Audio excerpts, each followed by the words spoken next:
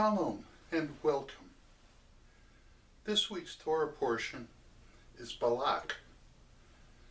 It's in the book of Numbers, and it's again one of 5 Torah portions named for a person. 3 of them actually are in the book of Numbers. This is the second one.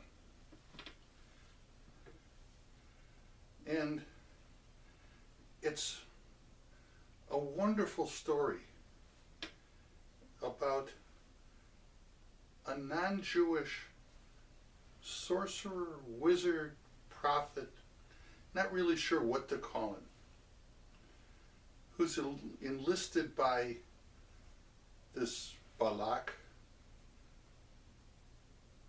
as an alternative to fighting. So here is the story. Balak actually was the king of Moab, and he'd heard about all the things that the Jews have done since leaving Egypt, including wiping out a couple of other peoples, and he was afraid. And his friends, the Midianites, were just as afraid. And they didn't want to go to battle against the Israelites, so they decided to enlist the aid of a sorcerer, wizard, whatever we want to call him, named Balaam. And Balak knows that this Balaam has a reputation that, as he says, whoever he curses is cursed, and whoever he blesses is blessed. So Balak, who is the king of Moab, sends some dignitaries, both Moabite and Midianite, with some treasures in hand and some things to entice Balaam, sends them to Balaam to entreat him to come to Balak and to curse these people. They arrive at Balaam's residence, and Balaam tells them, spend the night, and I will see what God will instruct me to do. Interestingly enough, throughout this text, references of getting instructions from God many times use the 4-letter name of God, which is the God of the Israelites. It's interesting. So that night, Balaam gets a vision of God who says, you can't curse these people. I have already blessed them. You can't go. So the next morning, Balaam says to the dignitaries that are there, I'm sorry, no way, I cannot go. Give my regrets to Balak, and tell him that even if he filled a house up with gold and silver, I still would not be able to go. Well, Balak doesn't like this response. He thinks maybe it wasn't enough. So he gathers even more stuff together, and he finds now princes of Midian and Moab to go again a second time to Balaam and ask Balaam, please, So the second group goes, they arrive at Balaam's home, and they say, hey, look, more stuff. In today's kind of parlance, they're piling more and more cash on the table in front of Balaam. Not to mention honors that might be bestowed upon him by the king of Moab. And again, Balaam says, spend the night here, and we'll see. So that night, Balaam in fact gets another vision from God, and he says, if you want to go ahead, but bear in mind you can only say what I will tell you to say. So the next morning, Balaam tells them, okay, I will go. And they set out. Balaam saddles his donkey. He has to make his own preparations. He's a little bit behind this group. And he's traveling now with two of his servants, riding on his donkey. For some reason, God's upset that he's going. The text doesn't tell us why God is upset, because God already told him that it was okay to go. But God is upset. And he sends an angel to be an adversary against Balaam. And the angel stations himself on the road as Balaam is approaching, and he takes out his sword, and he's ready to attack Balaam. And the donkey veers off into the field to avoid this angel, this Malach. Well, as far as Balaam knows, the donkey's just wandering off the road. So he beats on the donkey, get back on the road, you stupid donkey. And the donkey gets back on the road, and they continue. The angel retreats a little bit, stations himself ahead. But now they're in an area where there's grapevines growing on either side of the road, and there's a wall to separate the road from the fields. And the angel stands there again with his sword in his hand. And the donkey now shies over to one side and crushes Balaam's foot against the wall. Hey, you stupid donkey! Get going, get back in the middle of the road. They continue on. The angel retreats again and stations himself in a part of the road where there's no way to go to the right or to the left. And it's very narrow. And again, he's standing there with his sword. And the donkey's been seeing this angel all along. Sees this, and there's no alternative. The donkey lays down on the ground. Balaam, of course, is very, very upset. Picks up his staff this time. Stupid donkey, get up and let's get going. He's beating on the donkey. At this point, the donkey turns its head around and starts to speak to Balaam. Why are you hitting me? What have I done to deserve this? Says the donkey. Why? Have I not been faithful to you ever since you've owned me? Have I ever done this before? And Balaam admits, no, you have never done this before. Now, why Balaam is not startled at this donkey's talking to him, we're not sure. It's like every day you run across a talking donkey.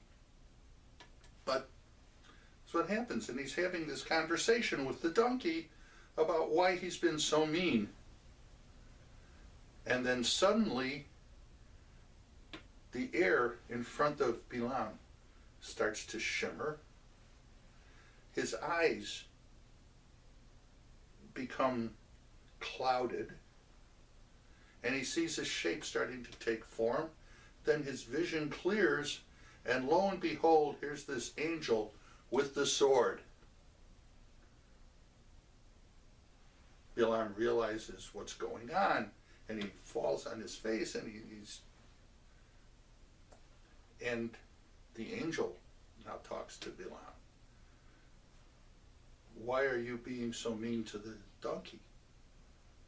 Had the donkey not shied away these 3 times, I would certainly have killed you with my sword and let her go free. And the angel then tells him that God wants to remind him that he's only supposed to say what God tells him to say. Okay, so the angel disappears. The donkey gets up and they continue on the way. They arrive to meet with Balak. And Balak says, okay, come. We'll go to a place where you can see the people. And Balaam said, okay, fine. So they go. And Balaam takes a look. He says, okay, I need you to build 7 altars and bring 7 bulls and 7 rams and sacrifice a bull and a ram on each altar. So Balak sets this all up, and he does this, and Balaam says, okay, I will go and seek instructions from God. So he goes off a little distance, and he goes into a kind of a meditative state, and he's told by God, you have to, in essence, God tells him, you have to bless the people. So he returns back to the point where they can see the people, and he goes into his prophetic wizardly ritual. His eye, Balaam, whose eyes are open, can see things, and he proceeds then to essentially bless the people that he sees, the Israelites. Balak listens to what he's saying, and he's getting more steamed by the minute. So Balaam finishes, and Balak says, what are you doing? What is going on here? I've hired you to curse these people, and you've blessed them. Balaam reminds Balak, I told you, I can only say what God tells me to say. Okay. So they go to a second place. Balak says, come, there's another place where we can see the people. And, okay, they see them. Balaam says, 7 altars, bulls, rams. So Balak goes through the whole ritual again. Balaam says, I will go seek. He goes into his meditative state. He walks away. And again, God tells him to bless the people. So he comes back and he goes into his ritual saying, and he starts blessing the people. Well, Balak is starting to lose it now. He's listening to it, and he's getting even more upset than he was before. So Balaam finishes, and Balak almost attacks him. What are you doing? I asked you to curse these people, and you're blessing them now a second time. What are you trying to do to me? Okay, there's another place that we can go where we can be above and you can look down on the encampment, you'll see everything. And maybe that's enough that you'll be able to see that you curse the people. So they go to this third place. And again, the ritual with the 7 altars and the 7 bulls and the 7 rams. But this time, Balaam doesn't go and try and go into a meditative state. He looks down from where they are, and he sees the encampment. And he becomes overwhelmed. And the first thing that he says, Ma tovu ohelecha Yaakov, mishkanotecha Yisrael.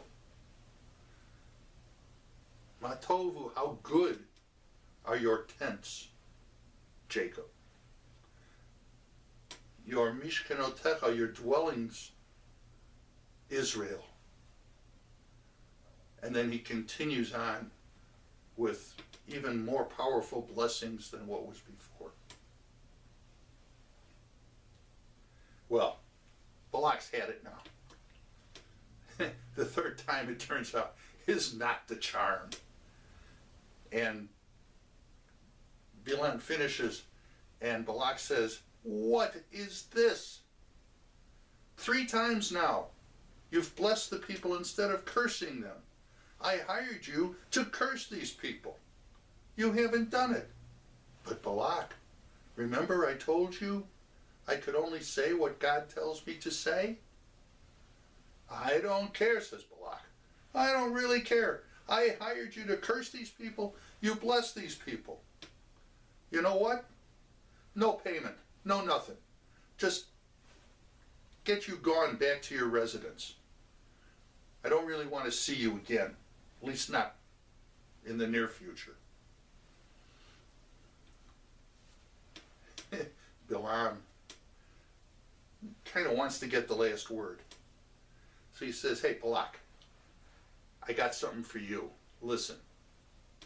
And he then goes into his ritual and he tells Balak all of the bad things that are going to happen to him and the Midianites because of the Israelites. And when he finishes, he leaves and he returns back to his residence. Well, that's the story of Bilam and his talking donkey and his blessings instead of curses.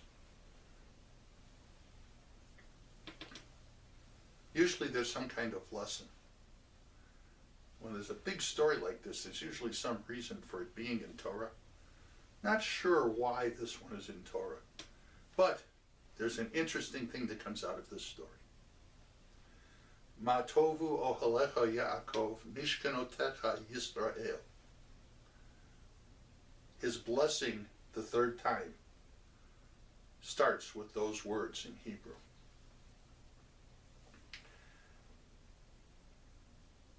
In our prayer services, in the morning service, these words are found in every morning service that exists in the Jewish liturgy, usually toward the very beginning of the service. Every Shabbat, every Yom Tov, every holiday, the morning service starts, or very close to the beginning, contains these words. These words are inspirational to us. In fact, many, many melodies for chanting, for singing, including many choral works, have been done with these words. Very powerful, very meaningful. Even more so because they were uttered, they were said by a non-Jewish wizard, prophet, whatever you want to call Bilam. But he was certainly not Jewish. So in our services, we have these words inspired by God, but said by a non-Jew, incorporated into every morning service in our liturgy. That, in and of itself, is remarkable. This is my story. I hope you enjoyed it. Shalom.